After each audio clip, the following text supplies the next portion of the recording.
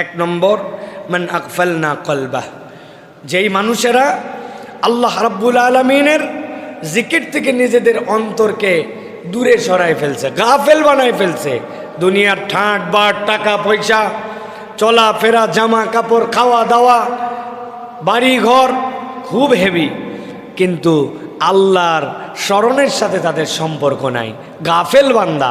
রসুল আপনাকেই কেবল নির্দেশ দেওয়া হলো না, আপনার উম্মতকেও দায়িত্ব দেওয়া হলো, এই গাফেল বান্দাদের সাথে তাদের যেন কোনো দোস্তি না থাকে, তাদের যেন সম্পর্ক না থাকে, তারা এড়াই চলবে এদেরকে। এটা এক নম্বর।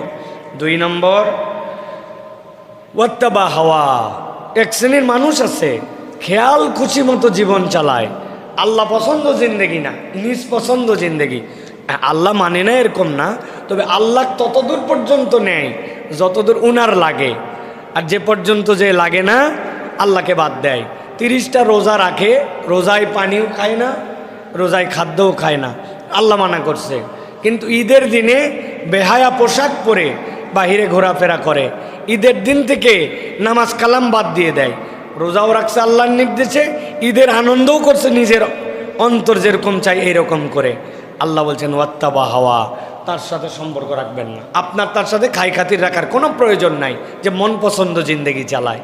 আর 3 নম্বর, ওয়া কানা আমরুহু ফুরুতা, আর যেই ব্যক্তি তার কার্যক্রমে সীমা লঙ্ঘন করে ফেলেছে, আল্লাহর হুদুদ মানে না, সীমা অতিক্রম করে ফেলেছে।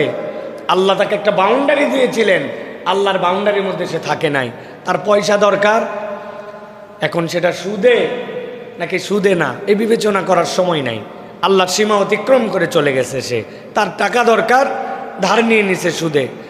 কামাই রোজগারের জন্য কিছু কথা বললে কামাই রোজগার বাড়বে, এই জন্য হালাল হারামের বিবেচনা করে নাই, হারাম ব্যবসায় নিমজ্জিত হয়েছে, মিথ্যা কথা বলতে শুরু করে, ধোঁকা দিতে, প্রতারণা করতে কোনো রকম তার কুণ্ঠিত হয় না, সীমা লঙ্ঘনকারী।